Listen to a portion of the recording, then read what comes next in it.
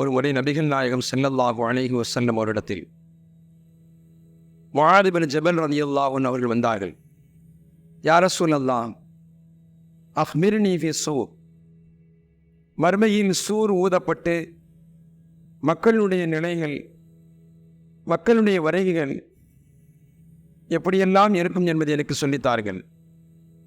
ஏனென்றால் குர்ஆனில் அல்லாஹ் இப்படி சொல்கிறான், யௌம யுன்ஃபஹு ஃபிஸ்ஸூரி ஃபதஅதூன அஃப்வாஜா, சூர் ஊதப்பட்டு விட்டால் கூட்டமாக வருவார்கள் என்று அல்லாஹ் சொல்கிறானே, அதை பற்றி எனக்கு சொல்லுங்கள் என்று நபிகள் நாயகம் ஸல்லல்லாஹு அலைஹி வஸல்லம் முஆத் பின் ஜபல் ரலியல்லாஹு அன்ஹு கேட்டார்கள். இதை கேட்டவுடன் நபிகள் நாயகம் ஸல்லல்லாஹு அலைஹி வஸல்லம் சொன்னார்கள், யா முஆத், சஅல்தனி அன் அம்ரின் அதீம், மிக பயங்கரமான விஷயத்தை நீங்கள் கேட்டுட்டீங்க. சுபஹானல்லாஹ். அந்த நேரத்தில் மக்கள் எல்லாம் சில பேர்கள் சில கோணத்தில், சில பேர்கள் சில கோணத்தில், கோணத்திலும் நிலைமாற்றத்திலும் அவர்கள் வருவார்கள். உலகத்தில் அவருடைய வாழ்க்கை எப்படி இருந்ததோ அதுபோன்றுண்டான அதற்குண்டான தண்டனையாக அவர்கள் அந்த நிலையில் வருவார்கள் என்பதை நபிகள் நாயகம் ஸல்லல்லாஹு அலைஹி வஸல்லம் அவர்கள் முஆத் பின் ஜபல் ரலியல்லாஹு அன்ஹு அவர்களுக்கு தெளிவுபடுத்தி காட்டினார்கள்.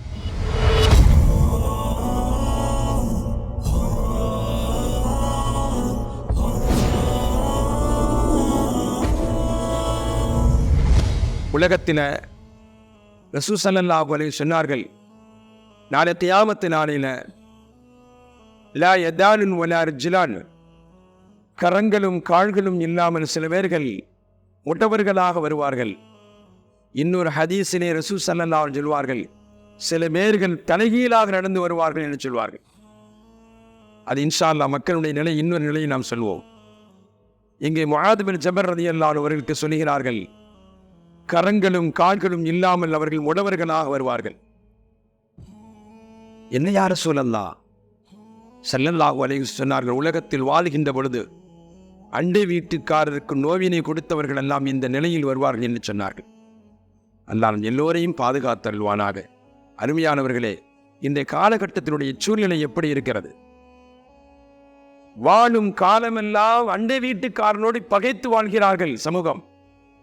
எதிர் வீட்டோடு, அடுத்த வீட்டோடு, தெருவாசிகளோடு, குடும்பத்தோடு, சகோதரனோடு, சகோதரியோடு எத்தனை பேர்கள் பகைத்து வாழ்கிறோம். அந்த பகைத்து வாழக்கூடிய தன்மை விட்டு அல்லாஹ் நம்மை பாதுகாத்தருள்வானாக. அருமையானவர்களே, கொஞ்சம் சிந்தித்து பாருங்கள். நபிகள் நாயகம் சொன்னார்கள், அப்படிப்பட்ட உலகத்தில் ஒரு மனிதன் அண்டை வீட்டுக்காரனுக்கு நோயினை கொடுத்தான், கரங்களும் கால்களும் இல்லாமல் வருவான் என்று சொன்னார்கள். ஹின்சீர் தோற்றத்தோடு சில பேர்கள் வருவார்கள். சொல்வதற்கு வாய்க்கூசுகிறது, ஹாஉலா இல்லதீன தஹாவனூன பிஸ்ஸலாத், தொழுகையை இழிவுபடுத்தியவர்கள். ஹின்சீர் தோற்றத்தோடு வருவார்கள், பன்றியின் தோற்றத்தோடு வருவார்கள். இன்னும் சில பேர்கள் வருவார்கள், வயிறு பிரித்தவர்களாக, அவருடைய வயிறு முழுக்க மம்லூவத்துன் பில் ஹஜ்ஜாத் வல் அகாரின், பாம்புகளும் தேள்களும் நிரப்பப்பட்டவர்களாக, வயிறு புடைத்தவர்களாக வருவார்கள். இவர்கள் யார் தெரியுமா? யம்னஊன ஸகாத், ஸகாத்தை கொடுக்காமல் தடுத்தவர்கள். இப்படிப்பட்டவர்கள் வருவார்கள் என்பதை நபிகள் நாயகம் ஸல்லல்லாஹு அலைஹி வஸல்லம் சொன்னார்கள். இன்னும் சில பேர்கள் வருவார்கள், முகம் கருத்தவர்களாக, கண் பிதுங்கியவர்களாக வருவார்கள். இவர்கள் யார் என்று சொன்னால் யத்தீமான பொருட்களை சாப்பிட்டவர்கள். இன்னும் சில பேர்கள் வருவார்கள், வாயிலிருந்து இரத்தம் வழிந்தவர்களாக, அவருடைய கபரை விட்டு வெளியே வந்தவர்கள். அந்த மக்கள் கபரிலிருந்து வரும்பொழுதே என்ன அல்லாஹ் நம் எல்லோரையும் பாதுகாத்தருள்வானா. வாயிலிருந்து இரத்தம் வடிந்தவர்களாக வருவார்கள். ஹாஉலா இல்லதீன, இவங்க யார் தெரியுமா? வியாபாரம் செய்கின்ற பொழுதும் வியாபாரம் வாங்குகின்ற பொழுதும் இந்த நேரத்தில் பொய் பேசியவர்கள், தன்னுடைய வியாபாரத்திலே பொய் சொல்லி விற்றவர்கள், அதாவது வாங்குகின்ற பொழுதும் பொய்யான முறையில் வாங்கியவர்கள். இப்படிப்பட்டவர்கள் மறுமையில் வாயின் வழியாக இரத்தம் வடிந்தவர்களாக வருவார்கள். அல்லாஹ் பாதுகாக்க வேண்டும் நம் எல்லோரையும். அருமையானவர்களே, இன்னும் சில பேர்கள் வருவார்கள். அருமை நாயகம் முஹம்மது ரசூலுல்லாஹி ஸல்லல்லாஹு அலைஹி சொன்னாங்க, வெண் குஷ்டம் பிடித்தவர்களாக வருவார்கள். இவங்கெல்லாம் யாருன்னு சொன்ன உக்கூக்கல் வாலிதைன், பெற்றோர்களுக்கு நோவினை கொடுத்தவர்கள், பெற்றோர்களுக்கு வேதனை கொடுத்தவர்கள், பெற்றோர்களை அவமதித்தவர்கள்.